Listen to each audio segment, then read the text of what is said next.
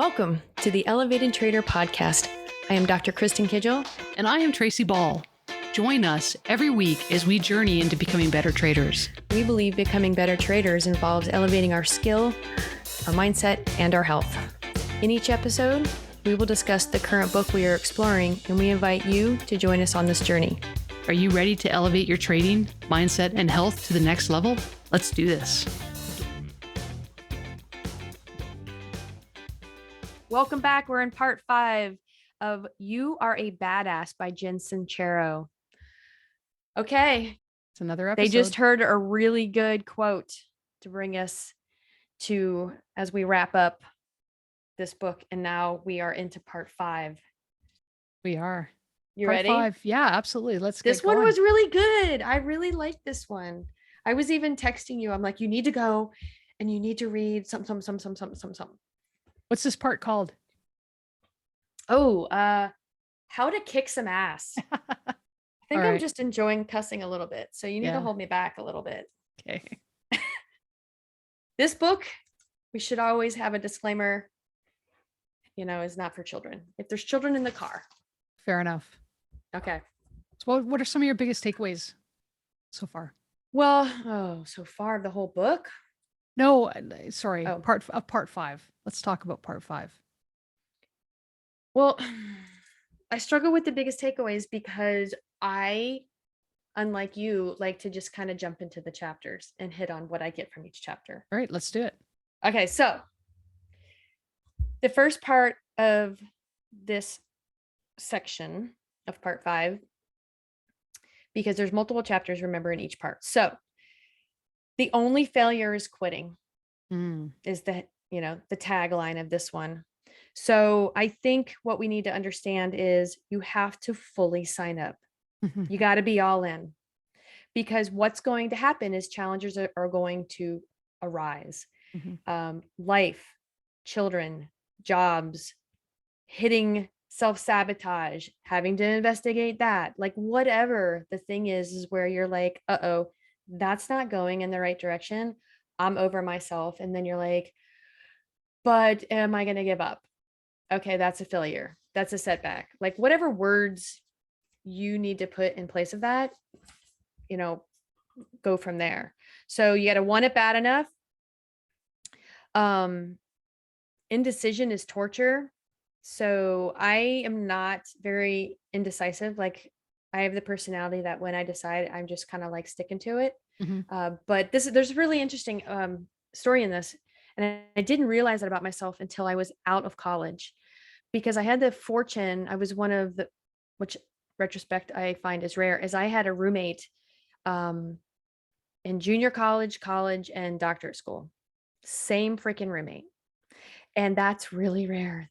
But I was decisive and, aggressive could be used as the wrong word, but like, let's just go, let's just do, I'm audacious, I'm outgoing, I'm like, blah, blah, blah, blah, blah, blah. More of a C-type personality, but probably more of a B, honestly. She's a little bit of an A-type, or a lot of an A-type. And youngest child of many and indecisive. So used to, you learn this stuff as an adult, right? Like not used to making decisions on their own.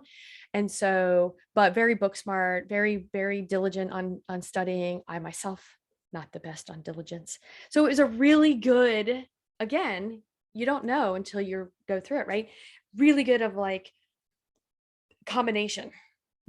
Her personality, my personality just really worked. Both loved having fun.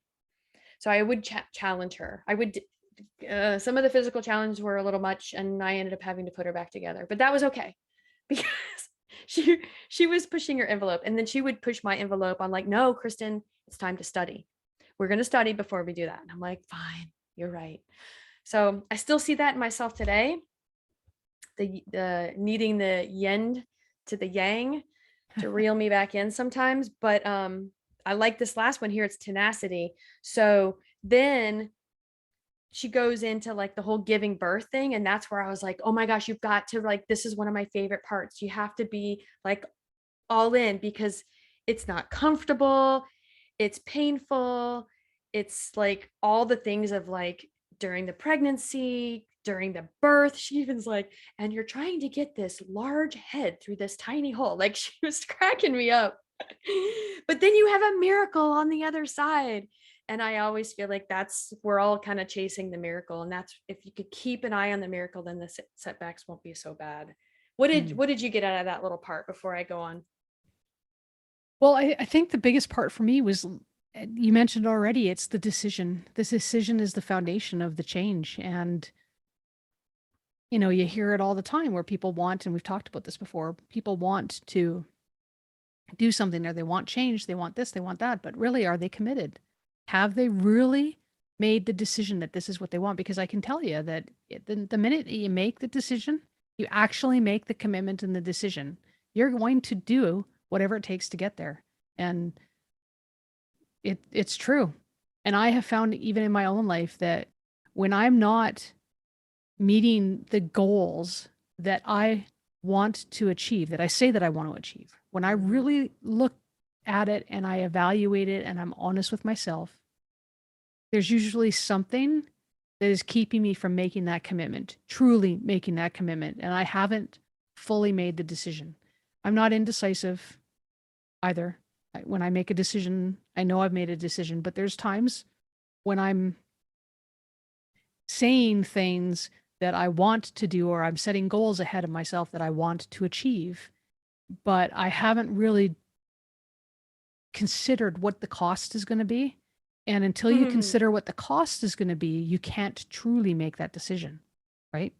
Because the minute you got to pay the bill, all of a sudden that's where that commitment shines its face and says, "Oh, no, I don't want to pay that." And you eat another donut or you whatever it might be, right? So Interesting. the decision, it's got to be key, and I really like that part. So yeah. It's funny that you're talking about pay the bill, Mm. because the next part she goes into is making money your new best friend.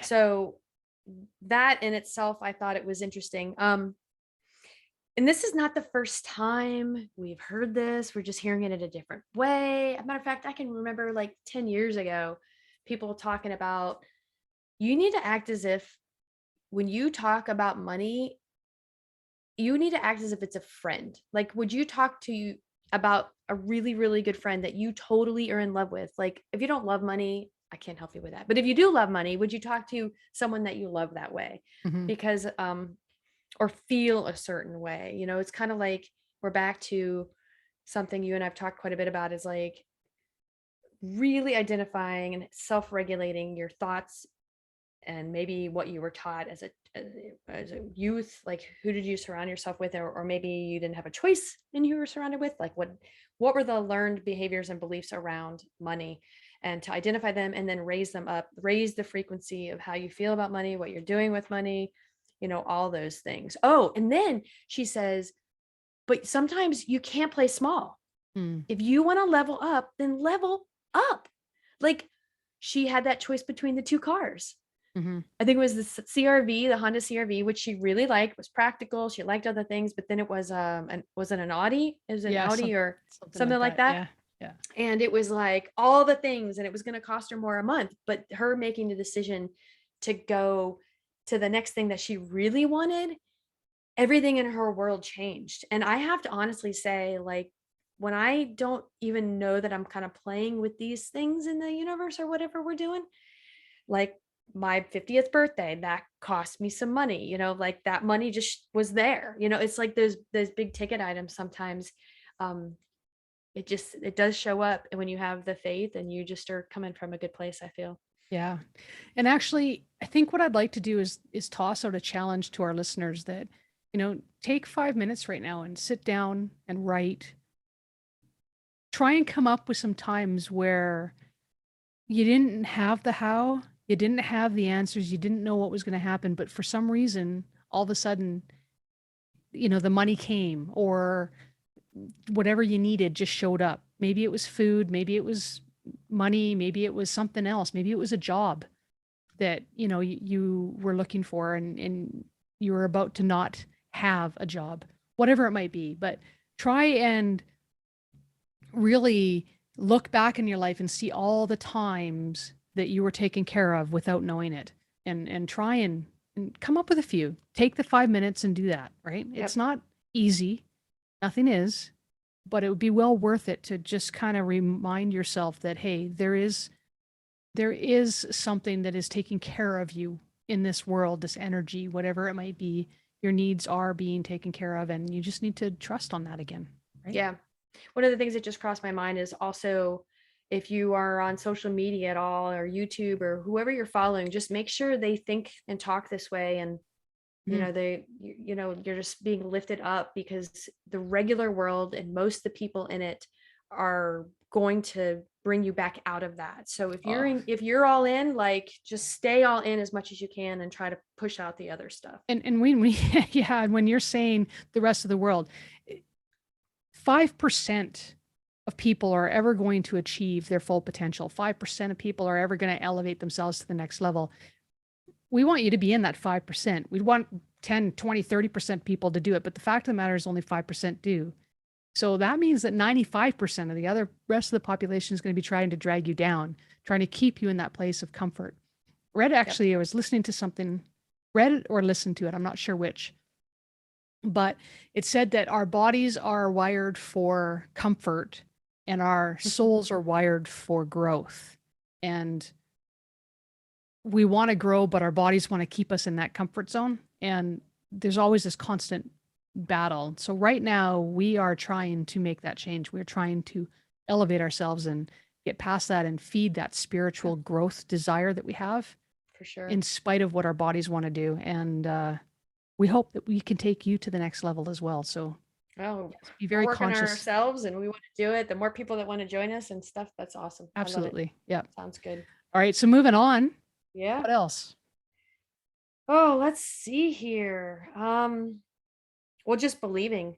The really good exercise I had to do once was, if money was no object, if time was no object, two things were no object, what would you be? Who would you be in the world? Mm. What would you do? That's interesting. When you sit around and eat bonbons all the time? Yeah, you can write down if you want. Or what would you have? Mm. So I recently just did this in a coaching program that I was in. And it was very interesting, because the only thing missing for a lot of the halves, like big halves, like multiple rentals, like, a huge trust fund to leave the kids, like the stuff that you have to Legacy. build in to acquire to. Yeah, the legacy stuff. So was money. So then you have to believe in all the things that you've lined up, and then you have to step back, because I don't think she really goes into this. Maybe she does a little bit as we progress in this part here, but the details were, okay, now that you see those things, like, what would it take for you to reach those in Mm. 3 to 5 years? And then chunking it down to a year. What do I need to make changes Mm. now? And that was really big, and it made me eliminate things in my life, make Mm. some huge uncomfortable changes. But my goals and my dreams are so big and they mean so much to me. Like, there's your why. Yeah, Like, and why do you do absolutely. it? We talked about that a little bit when we were discussing the not being overwhelmed and time management, things like that. She does Hmm. mention a little bit earlier, Hmm. I think, but yeah, no, so true. Absolutely. Yep. Yeah. So I it's all just you now. I Tell just me, tell wanted me to what you actually got. highlight another part in here, and that was Ooh. the you're playing small simply withholds your gifts from the people who are meant to Mm, receive them, including you. yeah, it's true. Not only did I highlight that, I bookmarked that area. And I think that it's really important for us and our listeners to really listen to that. I mean, these words hit home with me very much so. And I think that every once in a while, you just need to be reminded of that, right? So I'm going to repeat it one more time, but Okay, playing, please do.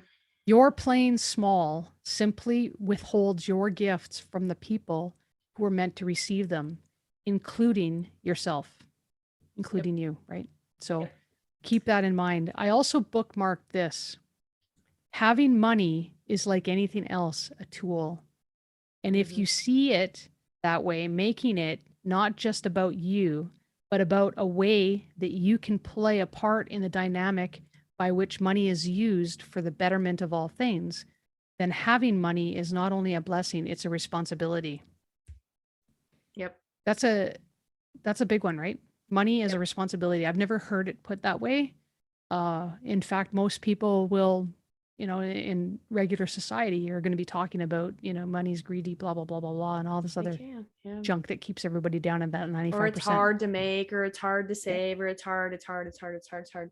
You Yeah. know, let me just interject really fast because this one really stood out to me too, was that people that are born into trust funds and the cushy lives, some people are going to lose it all and some people are going to have, do well with it. And then there's people that come from nothing, nothing, Mm. nothing, nothing, nothing, like horrible upbringings and all that stuff. And sometimes they are full on successes and sometimes they just stay with not having anything. So there's, she goes in and talks about like literally like lists famous people that either had nothing or failed or, all these things. Like, it's almost like I kind of needed that. I kind of needed those intermittent reminders like, oh, yeah, they did it. I can do it. They did it. They did it. I didn't even go through that. It's interesting because I've actually been thinking a lot about worth, like my own worth and whether I deserve money, et cetera, et cetera. And one of the things that really entered my mind when I was having these discussions with myself is criminals, really successful criminals that I'm talking are wealthy, wealthy, wealthy. Like, why is money getting attracted to these people? And I'm thinking that, it's they don't do good. They're doing actually the opposite of that. Right. But what's the thing that they hold that I don't? Why is it that they're able to attract all this money and I've struggled not getting that money? And the one thing that I could think of is that they think they deserve it. They believe that they're worth it. They believe that they deserve it and they believe that it should be theirs. And really that comes back down to what we talked about earlier, which is decision, right? Yeah. And Yeah. commitment and commit to it. I am worthy. I do deserve it. Money is my friend. I love money and money loves me, right? So it's one of those things that we need to change. Self-regulate, change. I mean, money mindset screws with you. She even talks about, she compares two chiropractors. Mhm. And it's interesting because I can totally relate to this Oh, I'm because sure you can. it's like, what is my value? How good am I? Mhm. Like, I've been doing this for 25 years. What should I be charging versus someone that's right out of school? But here's the other side, right? You want to be accessible to everybody. We want to help everybody. Well, most chiropractors do, not everybody, but I've always been like, but I want to make it so like these people can afford it and still get the care. So there's a really weird mind game in that. And I can't be alone. I'm sure most employed people would probably, self-employed would say the same. There is, but you know what? There's other ways of helping people, and it doesn't have to be by you all the time. It can be through you. And what I mean by that is you as a chiropractor with experience have an opportunity to influence others to become chiropractors. You have the ability to influence people in how they see chiropractors. So maybe, one of your clients comes into contact with somebody else that is totally against chiropractors, but because of your experience, they share it with them and it changes their life forever and thereby continues the chance, right? And it doesn't have to be physically by your hand, but there might be, other people that you come in contact with throughout whatever that you either train or that you encourage to become chiropractors or that they just see you and they like what you do and therefore they end up and it ends up being a ripple effect of how you help people. So you don't need to pigeonhole yourself into one particular area. It's okay to shine and let the people around you shine with you, right? It just makes your light bigger and brighter. Sweet. Coaching by Tracy 101. What is doing versus spewing? Doing versus spewing. It's actually doing the work. So instead of sitting here chatting about it, actually, and reading about it and doing all of those things. I mean, we can talk about it all we want, but we have to actually do the work. You mean the affirmations? Yeah, you have to do it. The gratitude? Yes, you have to do it. Okay. Okay, not just mindset talk stuff. about it. It's you know what? If you want to get healthy and fit, you can't just sit there and talk about it. I want to be healthy and fit. Oh, hey, did you read that fitness magazine? Did you watch that game on TV the other day? Did you do this? Did you do that? You get out and ride a bike. Get out and go for a walk. Put whatever food in your mouth that's healthy and do those things. And that's actually taking action to become the better you, right? And find a buddy that wants to do it with you, and you guys hold each other accountable. Absolutely. Doing it alone is very hard, you guys. Very hard. All right. So that concludes this book. Join us next week as we dive into our next book. And do you remember what our next book is? Of course not. Oh, what is our next book? It is one by Louise Bedford and Chris that's Kay. right. Yes. You've met this person. I have.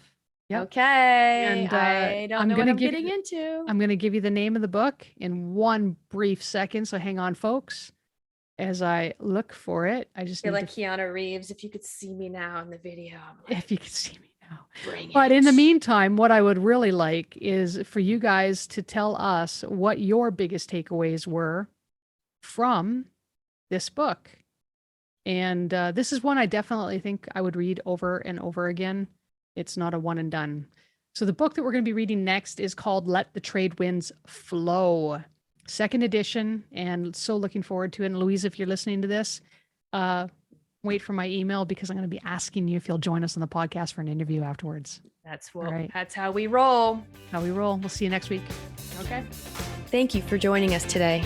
For more information about the show, as well as our list of current reads, check us out at www.theelevatedtrader.com. Remember to subscribe and share if you found value in today's episode. See you next week.